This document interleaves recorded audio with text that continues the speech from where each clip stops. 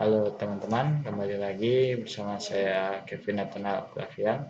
Pada kesempatan hari ini saya akan memberikan ilmu mengenai perintah-perintah dasar yang ada di Linux, terutama untuk manajemen file. Perlu teman-teman ketahui bahwa dalam sistem operasi Linux, pengoperasian Linux ini agak istimewa daripada sistem operasi yang lainnya. Dikarenakan sistem operasi Linux itu kebanyakan bermain di command prompt atau di perintah yang ada di sistem terminal. Kebanyakan administrator jaringan lebih menggunakan command prompt dibanding dengan menggunakan visual. Juga dikarenakan setiap server atau setiap database itu biasanya hanya tersedia monitor dan juga keyboard, sehingga lebih mudah untuk mengoperasikannya melalui terminal atau command prompt ini. Nah, kali ini saya akan mengajarkan kalian mengenai manajemen file, perintah-perintah dari manajemen file, yang mana perintah-perintah yang akan kita pelajari yaitu adalah sebagai berikut ini: perintah ls, perintah cp, mv, cd, dan lain-lainnya ini, yang mana kita akan praktekkan di sistem terminal dari Linux Debian ini. Untuk yang pertama yang harus kalian ketahui, dalam sistem Linux, kebanyakan sistem Linux tidak memakai sistem yang bernama folder, melainkan directory. Sehingga kebanyakan orang banyak yang kebingungan waktu awal-awal bermain Linux. Di sini saya akan menjelaskan bagaimana cara kita mengetahui direktori apa saja yang ada pada sistem operasi Linux dengan perintah yaitu ls. Di sini terlihat ada beberapa direktori. Pertama yaitu direktori desktop, atau dalam Windows mungkin kita biasa sebut folder desktop. Ada documents, download, musik, pictures, public, template, dan videos. Seperti berikut ini ya. Dan jika kalian ingin lebih mengetahui isinya, bisa menggunakan perintah ls-l seperti berikut. Di sini kita bisa melihat untuk permission dari setiap direktori. Untuk permission akan saya jelaskan di video selanjutnya. Tapi di sini saya akan menjelaskan dulu untuk manajemen file. Seperti berikut, ini adalah perintah ls yang digunakan untuk melihat direktori yang ada. Nah, setelah kita bisa melihat direktori yang ada, kita akan belajar mengenai cara masuk ke sebuah direktori, atau gampangnya masuk ke dalam foldernya. Perintah yang kita gunakan adalah cd. Saya akan ambil contoh, saya akan masuk ke direktori musik. Nah, tanda kalau misalnya kita sudah berada di direktori musik, bahwa di gambar di logo ini, simbol ini sudah terdapat tulisan musik, strip musik seperti ini. Nah, setelah itu kita bisa ls lagi untuk melihat apa yang ada di dalam direktori musik. Karena direktori musik masih kosong, sehingga tidak ada isinya di dalam sini. Kita ls-l. Nah, terdapat tulisan total 0, menandakan bahwa tidak ada file atau direktori lagi di dalam direktori musik. Lalu kita akan belajar bagaimana cara menambahkan file. Di sini saya akan mengambil contoh untuk file dengan format teks. Perintahnya adalah, sebentar, untuk kalian apabila ingin keluar dari directory, kalian bisa tekan CD seperti ini. Nah, direktorinya akan hilang seperti ini. Lalu kita masuk ke documents.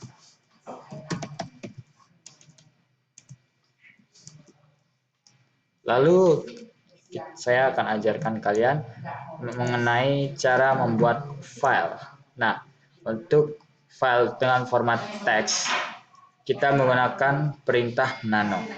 Di sini saya akan kasih nama file dan saya beri formatnya. Jadi, penggunaan perintah ini adalah perintah prompt, spasi, nama, titik, dan format filenya. Apabila kalian ingin menambahkan file atau kalian ingin menambahkan file atau perintah-perintah lainnya, usahakan sertakan nama dan juga format filenya seperti ini. Dan kita pencet. Nah, di sini kalian bisa tulis teks atau isi dari teks ini, format file teks ini. Di sini saya akan tulis tes. Setelah itu pencet Ctrl X untuk keluar dan kita pencet Y untuk mengkonfirmasi, lalu kita enter. Nah, seperti itu. Itu untuk membuat file dengan perintah nano, membuat file dengan format txt. File jadi melihat saya sudah tulis tes tadi itu ya, kita menggunakan perintah bernama cat untuk melihat isi dari file ini. Dan nah, isi dari ini dari chat file txt adalah mengeluarkan output dari file txt ya. Ini atau folder file dengan nama file ini, text file maksud saya. Text file dengan nama file. Saya beri perintah chat untuk melihat apa isi file di dalamnya dan keluarlah output berupa kata tes ini. Coba kita buka lagi file txt. Nah, sama persis bukan? Nah, saya belum terlalu menjelaskan untuk penggunaan file nano karena tadi saya fokus ke pembuatan file. Saya akan jelaskan di keyboard kalian. Jika kalian menekan Ctrl X, itu akan otomatis keluar dari file tersebut dan kembali ke terminal hitam seperti ini. Namun apabila kalian menekan, misalnya kita menambahkan kata-kata, saya tambahkan kata aja, lalu kita tekan Ctrl X, dia akan menanyakan apakah perubahan atau penambahan di file ini itu mau disimpankan atau tidak dengan pernyataan save modified buffer. Nah, di sini kalian akan diberi 3 pilihan, yes, no, atau cancel. Jika kalian menyetujui, kalian hanya perlu menekan Y besar. Lalu setelah itu, nah, kalian bisa mengganti nama file ini melewati nano juga ya. Bila kalian mungkin ingin mengganti nama, namun tidak ingin repot-repot membuat file atau mengotak-atik dari sistem terminal hitam, atau lebih gampangnya, cara satu-satunya itu lewat nano ini untuk mengganti nama file. Ya, saya ganti namanya menjadi file teks ya. Nah, di sini ditanya kalau mengganti dengan nama yang lain pasti akan diberikan pernyataan iya atau tidak. Sini saya jawab iya. Nah, coba kalau kita cat file .txt. Nah, akan ada, namun coba kita lihat. Nah, sekarang ada 2 data, file txt dan teks txt. File txt itu file yang lama, terus teks txt adalah file yang baru yang sudah saya beri penambahan kata aja tadi. Ya, sekarang saya akan chat untuk melihat apakah perubahan yang saya berikan tadi ada di dalam file ini. Nah, seperti ini ya. Jadi untuk perintah membuat file dengan format teks bisa menggunakan perintah nano seperti ini. Nah,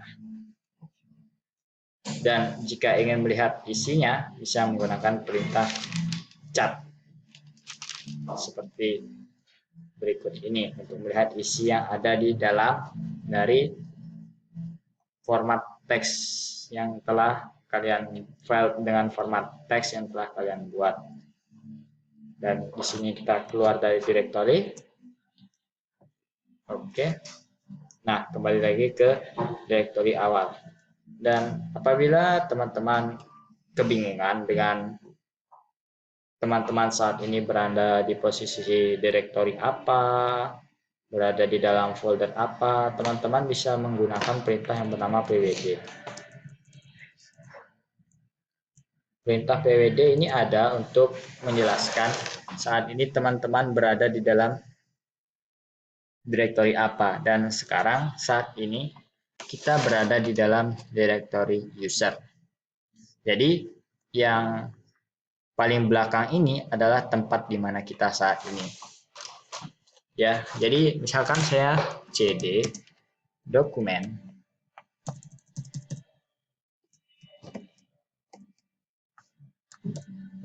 seperti ini, pwd-nya akan berganti seperti ini. Dan yang paling belakang ini adalah tempat kita berada sekarang sesuai dengan yang di sini. Dan kita juga bisa ls untuk melihat isi dari dalam direktori ini, yang mana dalam direktori ini ada dua direktori yang sudah saya buat. Dan di sini saya akan ajarkan kalian bagaimana cara membuat direktori.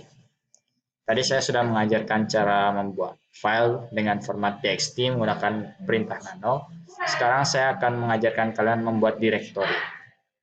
Perintah untuk membuat direktori adalah dengan menggunakan perintah mkdir, make directory.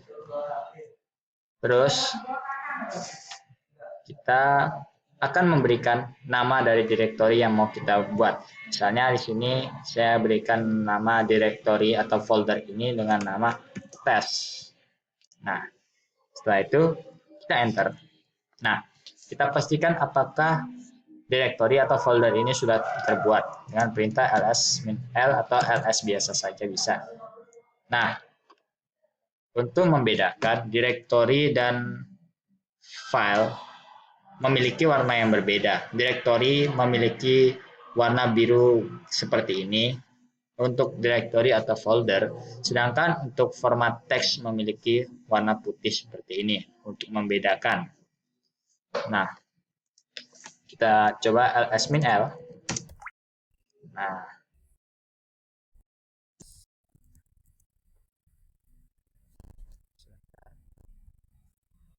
kita ls-l dulu. Nah, kita bisa melihat dari teks yang sudah folder test yang sudah atau folder directory test yang sudah terbuat di sini. Sekarang kita akan masuk ke dalam folder test. Nah, sekarang kita berada di folder test atau directory test. Seperti itu cara untuk membuat directory. Dan apabila misalkan teman-teman setelah membuat directory, teman-teman ingin menghapus directory tersebut, caranya itu adalah dengan menggunakan perintah rmdir. Jadi kebalikan dari mkdir. Mkdir itu berarti make directory, sedang membuat dan menghapus. Jadi ada perbedaan yang kontras antara dua perintah ini. Saya kembali ke perintah dokumen, ke directory documents dulu. Nah, oke, maaf, saya cd, oke. Terus saya masuk ke directory dahulu.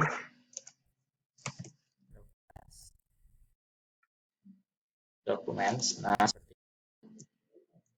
lalu saya ls untuk melihat direktori yang ada. Nah, saya di sini akan memberi contoh, saya akan menghapus data sekolah dan data siswa sekolah. Cara menghapus direktori ini, kita gunakan perintah yang sudah saya beritahu tadi, yaitu rmdir. Lalu, berikan nama folder yang ingin kalian hapus. Seperti ini, dan enter. Oh maaf, ternyata untuk perintah rmdir tidak bisa digunakan di sebuah direktori yang sudah ada isi filenya, sehingga harus menghapus file yang ada di dalamnya dulu supaya bisa menghapus direktori ini juga. Saya akan contohkan yang tes saja kalau begitu ya. Seperti ini.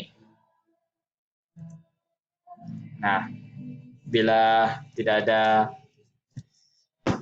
peringatan dari pihak Linux, maka hasilnya berhasil, perintahnya berhasil, dan kita lihat apakah folder atau direktori tes hilang. Dan benar, folder atau direktori tes telah hilang. Dan selain bisa menghapus direktori, kita juga bisa menghapus file. Dan di sini saya akan contohkan, saya akan menghapus file dan juga direktori sekaligus. Jadi saya akan jelaskan dulu cara menghapus file ya. Jadi saya akan masuk ke data sekolah. Dan saya akan menghapus data yang ada di dalamnya supaya saya bisa menghapus direktori yang ada di luar. Seperti ini. Nah, saya akan ls untuk lihat folder apa saja yang ada. Nah, di sini ada file jumlah siswa sekolah. Saya akan hapus dengan perintah rm, remove. Jadi, untuk menghapus file cukup hanya menggunakan perintah rm saja. Kecuali untuk direktori bisa digunakan perintah rmdir.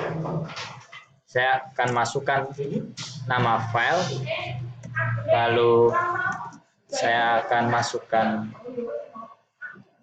bentuk formatnya juga.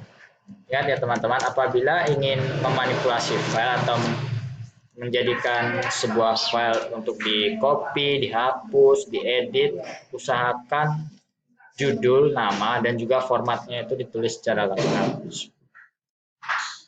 Dan apabila tidak ada peringatan dari pihak Linux dan hasilnya berhasil seperti ini, maka file jumlah siswa sekolah sudah berhasil terhapus.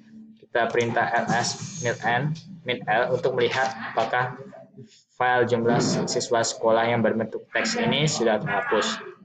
Dan benar saja, sekarang filenya sudah terhapus, terbukti dengan direktori data sekolah yang tidak memiliki file satupun yang terlihat dari total 0 ini.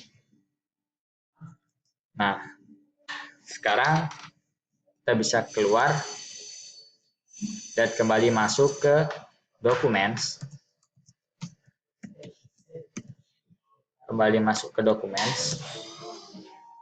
Lalu kita kembali masuk ke, lalu kita bisa hapus data sekolah sekarang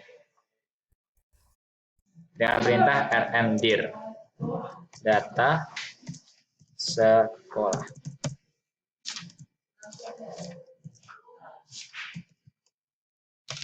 Kita enter dan direktori atau folder data sekolah sudah berhasil dihapus.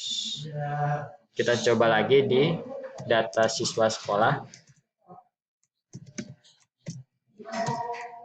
Maaf, tidak ada tipe karena dalam sistem Linux satu tipe kecil itu membuat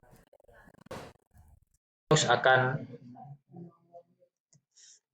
error dalam memproses data atau memproses file yang mau dimanipulasi atau di manajemen. Nah, seperti ini sekarang sudah ada di dalam direktori data siswa sekolah. Kita lihat apa file yang ada di dalam sini, kosong. Berarti kita bisa langsung keluar saja. Dan lalu kita bisa masuk lagi ke Documents. Masuk ke Documents. Dan kita lihat Oke, ada direktorinya. Sekarang kita hapus direktorinya dengan perintah rmdir. Usahakan jangan ada typo karena nanti akan membuat sistem Linux tidak bisa mendeteksi file yang akan dipilih atau dimanipulasi. Dan sekarang kita ls-l, kita sudah berhasil menghapus data siswa sekolah dan juga data sekolah, dan juga menghapus file yang ada di dalamnya.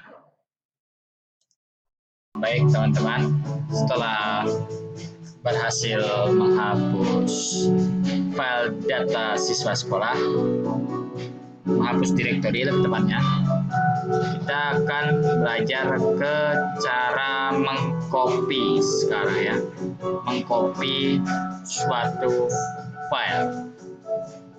Perintahnya bukan hanya mengcopy, tapi bisa juga bukan hanya file, tapi juga bisa digunakan pada direktori.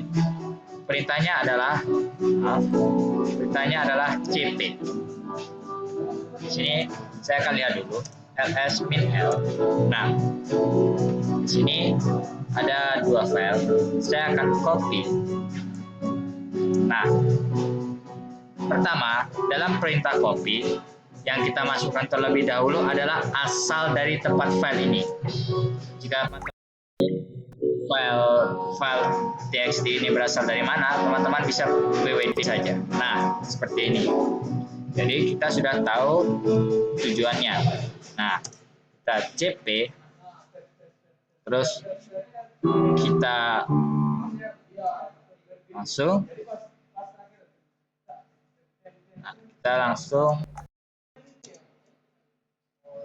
tulis saja documents /file.txt ke direktori lain, yaitu contoh saya pindahkan ke musik /file2.txt. Maaf, kalau berada dalam direktori tidak bisa ya. Jadi caranya seperti ini. Maaf, saya ulangi. Jadi kita harus kembali ke user. Kan kita sudah tahu kalau misalnya file txt berada di home user dokumen. Jadi cp /home/user/dokumen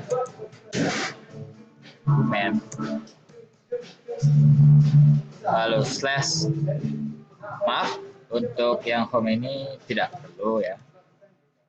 Maaf, karena kita berada di dalam user, jadi yang diperlukan hanya documents file.txt ketujuan yaitu musik, dan nama baru untuk kopiannya ini file2.txt, dan berhasil. Dari file txt ke musik sudah berhasil di copy. Kita coba lihat dulu, kita cek dulu file txt yang ada di dokumen ini isinya apa dengan perintah cat. Nah, isinya adalah tes. Sekarang kita cek untuk bit musik, isinya seperti apa. Oke, kita file2.txt dan isinya sama. Ini menandakan bahwa sudah berhasil mengcopy file txt dari direktori dokumen ke direktori musik yang berbeda direktori. Namun jika masih di direktori yang sama, saya beri contoh. Misalkan saya masuk ke cd documents. Nah, cd documents ls-l.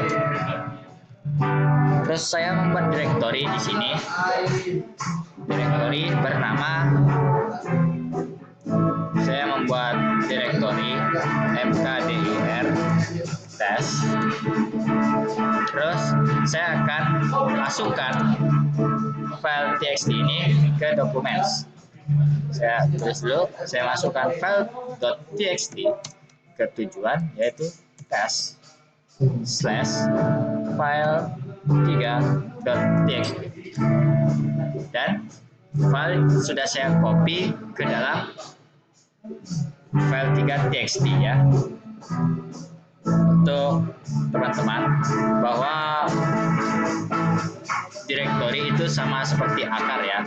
Apabila mau mengcopy di atasnya itu tidak bisa dan hanya bisa mengcopy ke bawahnya. Apabila misalnya teman-teman berada di dalam directory documents, teman-teman itu tidak bisa mengcopy ke direktori lain yang masih berada di satu naungan direktori, yaitu direktori user. Direktori user itu memiliki akar dari desktop, dari documents, dari pictures, itu masih akarnya. Dan masing-masing akar itu nggak bisa mengcopy kalau misalnya posisi kita sebagai user itu berada di dalam direktori yang sama di akar tersebut. Misalnya saya dalam direktori documents, tidak bisa melakukan copy ke direktori musik karena tidak ada jalurnya. Sedangkan apabila kita di direktori user, kita bisa melakukan copy karena kita berada di satu atas tingkat, sehingga sistem Linux bisa mengakses file yang ada di direktori documents, lalu mengkopinya ke sistem direktori musik karena seperti ada jalurnya. Tapi jika kita ke documents, dia nggak akan bisa naik dan hanya bisa turun seperti sebuah akar. Nah, seperti itu. Kalau kurang mengerti, kurang jelas, bisa tanya-tanya di komentar nanti. Nah, karena ini dia merupakan akar yang ke bawah sehingga documents masih bisa menyentuh. Nah, coba kita lihat di folder test. Folder test, apakah ada file 3.txt? Mari kita lihat. Kita ls -l test. Ada. Nah, itu untuk cara mengcopy dari file. Nah, sekarang saya akan mengajarkan cara memindahkan dengan perintah mv, memindahkan file. Pertama, saya akan memindahkan file 3.txt ini ke musik. Seperti yang saya bilang tadi, kita nanti akan kembali ke user dulu. Tapi kita harus tahu dulu file ini ada di mana. Oke.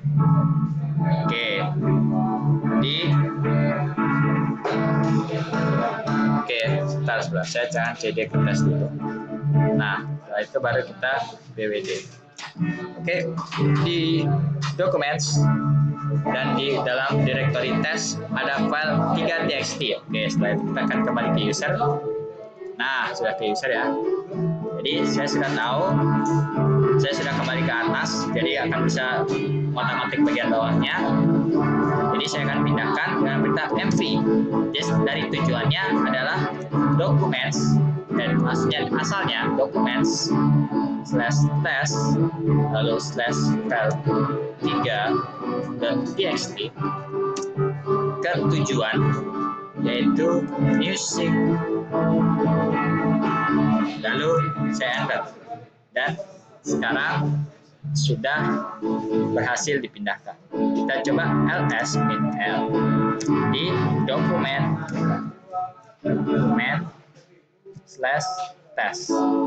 Apabila masih ada file 3.txt, maka kodenya error. Tapi jika sudah tidak ada, kemungkinan besar sudah terpindahkan ke direktori musik. Tidak ada. Sekarang kita cek ls -l musik, dan sekarang ada file 3.txt. Gitu ya teman-teman, untuk penjelasan mv dan cp ya. Dan itulah sekitar 10 perintah dasar Linux untuk manajemen file, untuk manipulasi file yang saya telah jelaskan pada kesempatan kali ini. Semoga dengan penjelasan ini teman-teman jadi jauh lebih mengerti dengan perintah-perintah dasar yang ada di Linux, terutama di bagian untuk manajemen file, untuk memanipulasi file ya. karena itu juga bisa dibilang cukup penting untuk seorang administrator server atau pengoperasi dari OS Linux itu tersendiri. Dan bila teman-teman ada sedikit kebingungan, bisa tanya di kolom komentar. Saya usahakan saya akan bantu dan menjelaskan dengan bahasa yang saya pahami dan mungkin saya mengerti, dan teman-teman juga bisa memahami juga dengan sepengetahuan saya. Jadi sekian video dari pembelajaran dasar-dasar perintah Linux. Semoga kalian yang menonton video ini mengerti dengan penjelasan saya, dan mohon maaf apabila penjelasan saya belum susah dimengerti dan mungkin ada kata-kata yang kurang berkenan, dan maaf untuk suara yang banyak masuk karena rekaman saya ini sedang ada acara, jadi mohon maaf. Saya benar-benar mohon maaf, pamit undur diri, terima kasih.